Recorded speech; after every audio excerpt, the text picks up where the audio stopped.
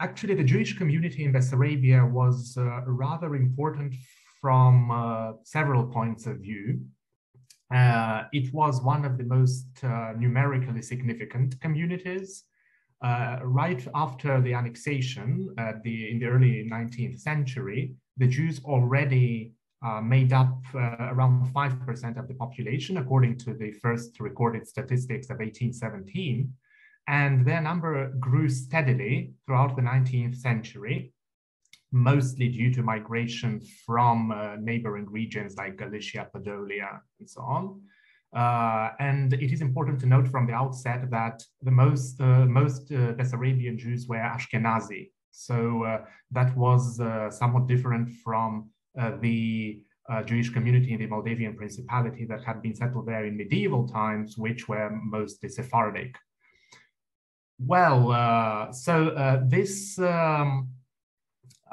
growth was partially due also to the economic incentives that the Russian authorities created in Bessarabia for Jewish merchants in the early years after the annexation, roughly during the first 2 decades, I would say, from the mid-1810s till the late 1830s, when Bessarabian Jews were better off, let's say, than Jews in the neighboring Pale of Settlement.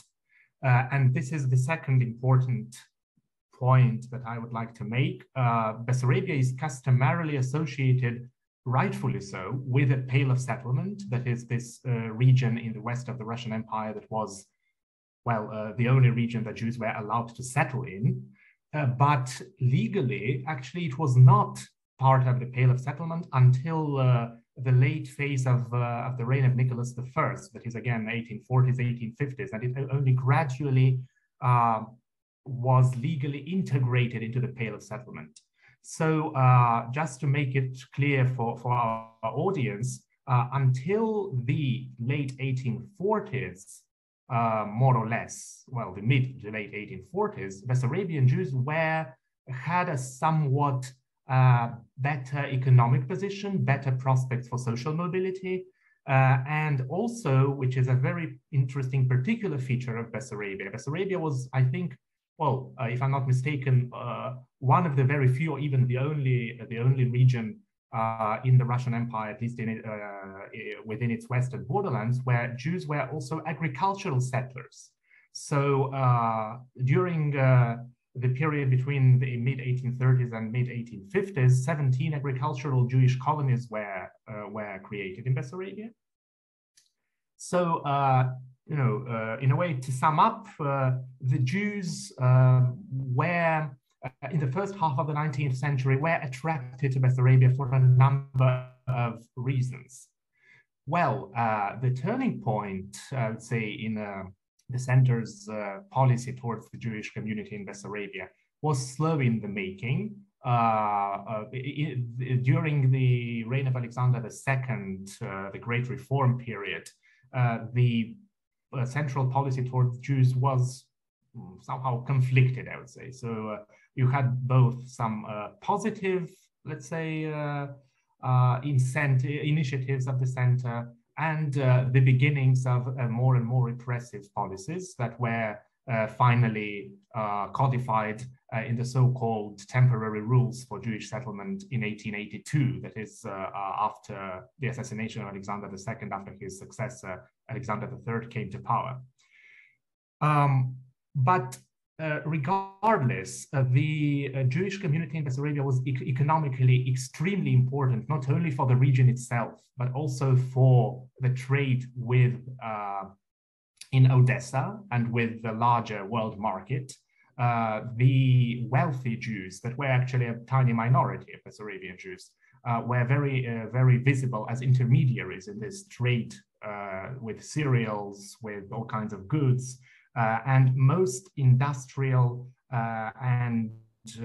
industrial enterprises and plants and so on emerging in Bessarabia were the property of wealthy Jews. That is, by the early 20th century, I would say, the Jews in Bessarabia, at least their elite, the wealthy merchants and industrialists, were quite visible locally. And again, they were quite important for Odessa's trade, for example. But this was a very, if we remain at this top level, this would be a very misleading picture, because actually the vast majority of Bessarabian Jews were quite, let's say, destitute, even I would say, quite poor. And more than 90% of the Jewish population in Bessarabia was made up of very small merchants, peddlers, and this kind of, lower rungs, let's say, of economic activity. So despite the, of course, increasingly anti-Semitic rhetoric that claimed that the Jews were economically taking over and so on and so forth, which was very popular in the Russian right-wing press in the early 20th century, this was very far from what actually happened. So the Jewish community, of course, in Bessarabia was concentrated mostly in urban areas, as elsewhere in the western borderlands of the Russian Empire. So just to give you an impression, I already mentioned that there was this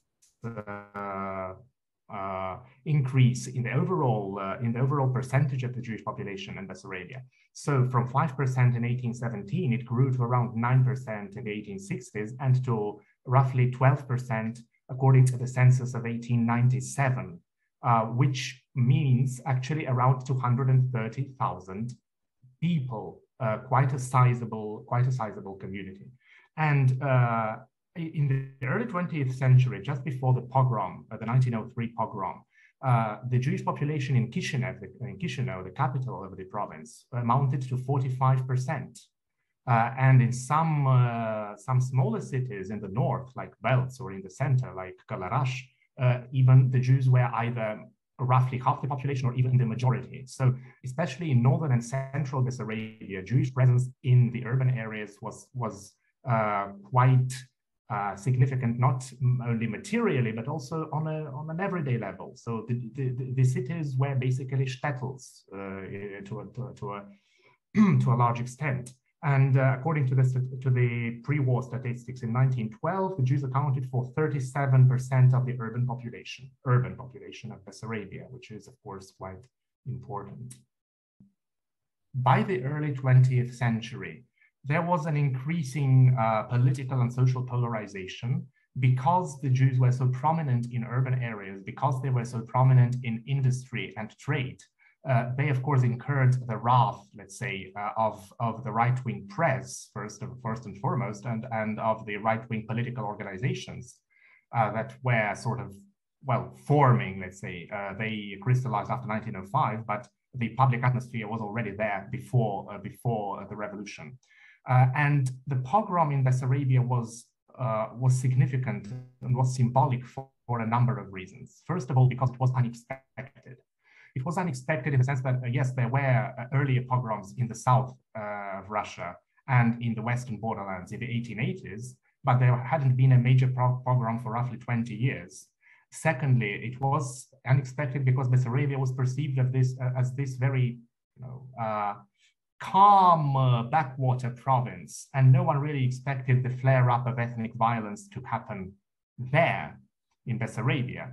And third, of course, it was very significant because of its premises, of its causes, because this was probably the first pogrom that was really could be traced to a propaganda campaign in the local press associated with the infamous journalist and publicist Pavel Krușevan, who is also known, by the way, as one of the editors of the Protocols of the Elders of Zion. So the pogrom was really had a tremendous impact both on local society as a whole, and of course on the Jewish community, because it was sort of a turning point for the Bessarabian Jews, for the Russian Jews in general, who after this tragedy of the pogrom started to migrate massively out of the Russian Empire. Well, just very briefly, the physical impact, let's say the direct impact of the pogrom, was quite sizable as well. There were 51 victims, 51 people were killed during the pogrom. The material impact of the pogrom was huge as well. It was estimated at around 2 million rubles, which was an enormous sum at that time. And a third of Chișinău's buildings were affected, which gives you an impression of how important the Jewish community was in the city. Again, imagine a third of the buildings were either destroyed or sacked or looted or so on. But even so, the pogrom happened during Easter. That's why it's called, in historiography and in collective memory, the Easter pogrom of 1903, April 6th, April 7th. Even more than the physical pain, than the violence itself, the question that surrounds the pogrom to this day in historiography was, and it still is, who is responsible actually? The short answer is the government is responsible, not directly. That is, it probably did not organize the pogrom directly, but it is responsible because it fomented the atmosphere that created the possibility for the pogrom, and mostly because the participants in the pogrom themselves thought they were acting according to the government's priorities, the government's orders even. So regardless of the fact whether Petersburg was directly involved, the Ministry of Interior, Pleve, and so on, and other dignitaries or not, this is not as important as the fact that many Bessarabian officials condoned the violence. Many of them were passive. They did not repress the pogromists when this could still have happened on Easter Day itself, on Easter Sunday. And again, as the next Bessarabian governor, Urusov, who was sent to quell somehow or rather to pacify the population after the pogrom said, Urusov was a liberal-minded bureaucrat. He said that he held the government accountable for the pogrom just exactly because it made it possible morally and politically, and the signals that the government sent, to the provinces, to these low officials, let's say, was perhaps the main factor. But also, let's not forget the role of the press, as I said earlier, and the role of the church, which is a very elusive matter. But it is clear that the local church did have an impact in mobilizing the local population, in fomenting this campaign of hatred and violence. And finally, the pogrom was very important for another reason. It was an image disaster for the Russian imperial government. It was the first pogrom that was really reflected in the modern media, let's say, and that is why Bessarabia is still associated for many in the West, primarily the name itself, primarily with the pogrom, because that's what is being remembered. And just to wrap up, I would recommend to our audience, if they want to read more about the Jewish community and about the pogrom, 3 books that I think are fundamental, 2 in English, 1 in German. The ones in English are first Edward Judge, the classical work of Edward Judge on the pogrom in Chișinău, which was published in 1992. Second, a more recent and very interesting book by Stephen Zipperstein, Chișinău and the Tilt of History, which is a very interesting interpretation, an innovative interpretation from the point of view of Jewish history, Jewish memory, and the significance of the pogrom for the Jewish community itself. And last but definitely not least, the reference work in German is Marianne Hausleitner's book, excellent book, Deutsche und Juden in Bessarabien, 1814-1941 zur Minderheitenpolitik Russlands und Großrumäniens, which was published in 2005. I think these books together would really help our audience to get a much better impression of this topic.